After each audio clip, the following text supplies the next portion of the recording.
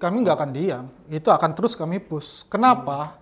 Karena perlu saya tegaskan, kerugian klien kami itu 53 miliar. Sementara yang dikembalikan atau yang ditanggung jawabi oleh salah satu terlapor dalam laporan saya di unit 2 itu hanya 30,5 miliar. Oke, berarti masih ada sisanya ini Artinya masih ada sekitar 23 miliar atau 22 miliar sekian. Coba bayangkan, dari 2022 sampai saat ini, perkara kami di unit 4 masih mentok di penyelidikan. Oh, nggak naik-naik itu, Bang? Sudah dari 2022 tidak naik, kan ada apa?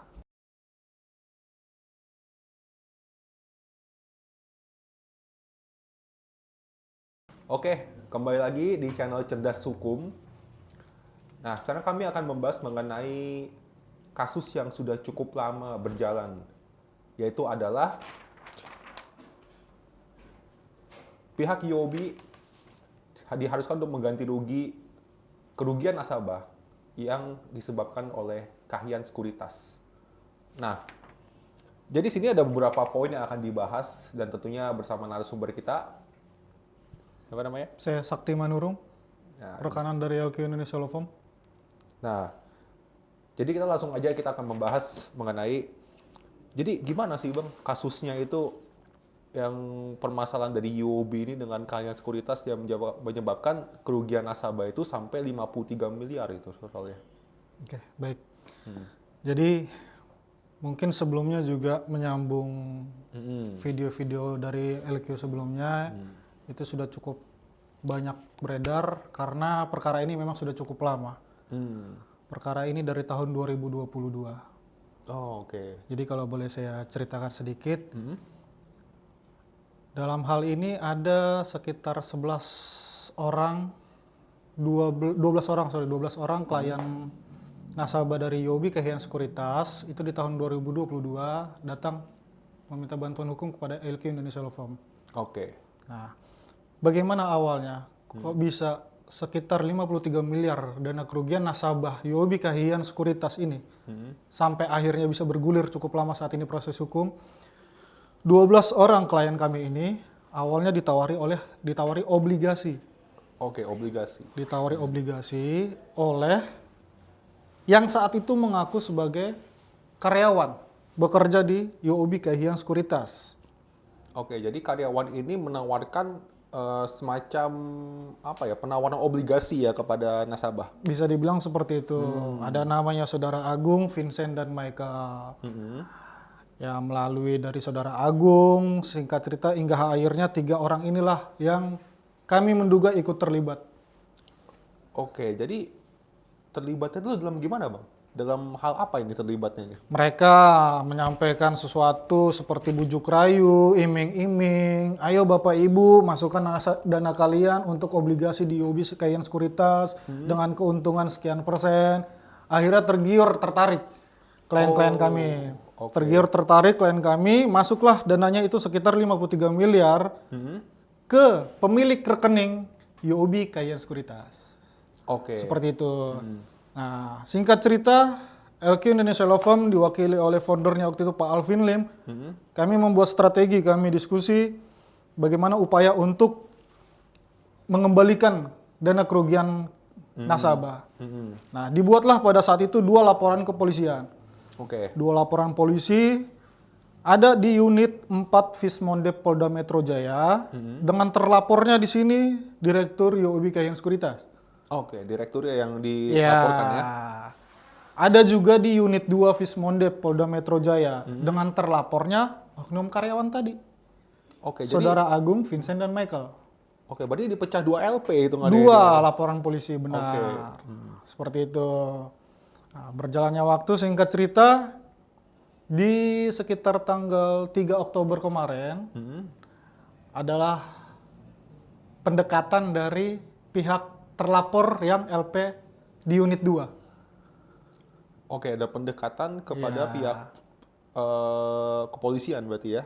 Dari pihak terlapor Heeh. melakukan pendekatan kepada kami, tim LQ. Oh, oke. Iya. Maka pendekatan. Singkatnya negosiasi lah. Ya. Bagaimana supaya ini LP tidak berlanjut. Seperti itu. Ya kami duduk bareng musyawarah sampai akhirnya menimbulkan kesepakatan. Oke. Kesepakatan yang pada intinya adalah salah satu dari terlapor yang saya laporkan. Kebetulan di unit 2 saya sendiri selaku pelapornya. Timbul kesepakatan bagaimana supaya ini bisa dicabut supaya tidak perlu lanjut ke proses hukum selanjutnya. Akhirnya dari salah satu terlapor mau ikut untuk bertanggung jawab mengembalikan kerugian yang dialami oleh klien kami.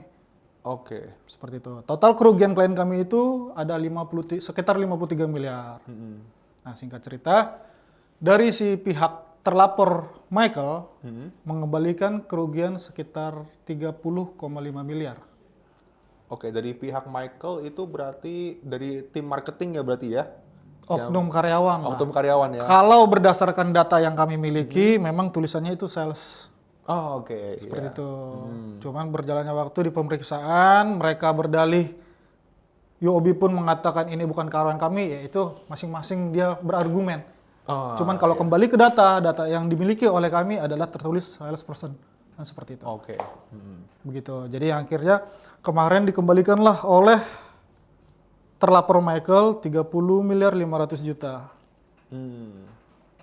Dengan ketentuan ya laporan polisi yang dibuat oleh saya dengan terlapornya Saudara Agung Vincent Michael dicabut. Oke, berarti ada RJ di sini hitungannya ya? Kira-kira seperti itu. Restoratif justice terjadi untuk di unit 2. Oke, nah untuk unit pertama gimana Bang? Untuk yang bagaimana? Yang unit pertama, yang direktur UOB. Kalau yang di unit 2 ini tetap berlanjut. Unit 4 ini. Yang terlapornya UOB Kahiyan itu tetap berlanjut. Oh, tetap berlanjut. Tetap berlanjut. Kami nggak akan diam. Itu akan terus kami push. Kenapa? Karena perlu saya tegaskan. Kerugian klien kami itu 53 miliar. Sementara yang dikembalikan atau yang ditanggung jawabi oleh salah satu terlapor dalam laporan saya di unit 2 itu hanya 30,5 miliar. Oke, berarti masih ada sisanya ini Artinya masih ada sekitar 23 miliar atau 22 miliar sekian. Artinya masih ada. Ya itu nanti kami akan terus mendesak UOB di laporan kami yang di unit 4. Oke. Seperti itu. Kami tetap terus mengejar UOB Kahiyan Sekuritas, nggak bisa diam. Kenapa nggak bisa diam? Ya karena dia kok sebagai, kalau kita boleh menduga ya, dia kok sebagai tuan rumahnya. Iya, karena dia kan selaku jajaran direksi di perusahaan tersebut dan dia memegang tanggung Klien jawab. kami semua mengirimkan uang ke rekening, nama pemiliknya adalah UOB Kahiyan Sekuritas. Sekarang logikanya aja, apakah mungkin orang lain yang tidak memiliki akses, tidak memiliki kepentingan, tidak memiliki persetujuan, dalam hal ini UOB Kahiyan, nama besar dia loh, apakah bisa saya serta-merta tiba-tiba ke bank, bikin rekening atas nama UOB Kahiyan? Nggak bisa. Tentu tidak bisa. Pasti ada andil dari UOB Kahiyannya juga. Iya. Sehingga Agung Vincent Michael ini bisa membuat rekening, menggunakan rekening atas nama UOB Kahiyan. Oleh karena itulah klien kita akhirnya mau untuk menyetorkan dana. Karena dinilai udah punya kepercayaan di sini nih. Oh iya dong, kredibilitas UOB Kahiyan, Iya. nama besar UOB lah yang membuat Iya. klien kita akhirnya mau. 53 miliar bukan uang yang kecil. Iya, itu uangnya sangat-sangat besar. Oleh karena itulah makanya mereka mau. Karena jelas nama pemilik rekening, bukti store yang kami miliki adalah nama pemilik rekening ya UOB Kahiyan Sekuritas. Oh, oke. Seperti itu. Nah, untuk berarti masih ada satu laporan yang masih berjalan sampai saat ini. Masih. Nah, kira-kira apa sih upaya LQ ke depannya untuk menuntaskan sisa dari kerugian nasabah ini? Kira-kira apa upaya lanjutannya nih dari pihak LQ? Yang pasti dari LQ kami tidak akan tinggal diam. Seperti mungkin yang teman-teman atau masyarakat ketahui, kita selalu akan menyuarakan kebenaran. Oke. No viral, no justice, itulah selalu yang kami gembar-gemborkan. Yang selalu ditekankan di poin di sini ya. Selalu di no LQ. viral, no justice. Kenapa? Kita sudah bisa melihat kok di zaman sekarang ini, kalau tidak kita viralkan, sulit untuk mendapatkan keadilan itu. Betul, setuju. Jadi kalau dibilang upayanya apa yang kami lakukan, kami terus tidak akan diam. Sepanjang UOB Kahiyan Sekuritas tidak menyelesaikan, mengembalikan sisa kerugian yang dialami oleh klien kami tidak akan diam. Kami terus akan menyuarakan hal ini. Selain itu, kami juga terus akan memonitor perkara di unit 4 Vismondep. Coba bayangkan, dari 2022 sampai saat ini, perkara kami di unit 4 masih mentok di penyelidikan. Oh, nggak naik-naik itu, Bang? Sudah dari 2022 tidak naik, kan ada apa? Iya, benar-benar. Ada apa? Sementara jelas. Pemilik rekeningnya jelas namanya siapa, bukti setornya klien kita juga ada, sudah kami tunjukkan. Kan jelas. Terus kenapa? Kok mandek sampai saat ini? Iya, betul. Padahal buktinya sudah jelas semua dan ini tinggal harusnya bisa dinaikkan ke tingkat selanjutnya. Logika kita sederhana seperti itu. Cuma Iya. kan lagi-lagi nih, kenapa unit 4 kok lama? Ada apa? Iya, karena pertanyaannya apa ini kan? Jawabannya apa coba? Jadi kita semua punya kesimpulan masing-masing lah dalam benak kita kan. Ada apa dengan unit 4 Vismondep? Seperti itu. Ya pada intinya kami akan terus mempush kepolisian unit 4 Vismondep, Polda Metro Jaya untuk segera menetapkan status terlapor ini menjadi status tersangka. Karena menurut kami, bukti-bukti yang kami miliki sudah lengkap, sudah jelas dan terang benderang kok sebenarnya perkara ini. Iya. Seperti itu. Jadi dengan adanya restoratif justice yang terjadi antara LQ dengan unit 2 Vismondev yang terlapornya tadi adalah Saudara Agung Vincent Michael, bukan berarti kami akan diam untuk di laporan unit 4 Vismondev. Iya.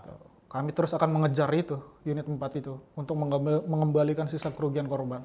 Sampai semua hak dari nasabah itu kembali sepenuhnya. Tentu dong, namanya hak. Iya. Kalau kita sudah berbicara hak, sekarang kalau misalnya hak itu terjadi kepada teman-teman yang di unit 4, apakah mereka akan diam kalau haknya dilakukan seperti itu? Oh, tentu tidak. Tentu tidak. Apalagi ini terkait dengan uang besar kan? Nggak mungkin Iya. lah. Jadi begitu. Oke, berarti sekian dari penjelasan dari Bang Sakti Manurung. Siap. Nah, terima kasih Bang atas penjelasannya dan kita doakan semoga kasus ini akan berjalan dengan sangat-sangat lancar ke depannya sejak video ini tayang. Dan kami tentunya masih mempercayai bahwa pihak kepolisian masih memegang komitmen untuk mengayomi serta melindungi masyarakat. Dan maka dari itu, tunjukkanlah kepada kami komitmen tersebut. Sekian dari channel Cerdas Hukum. Terima kasih.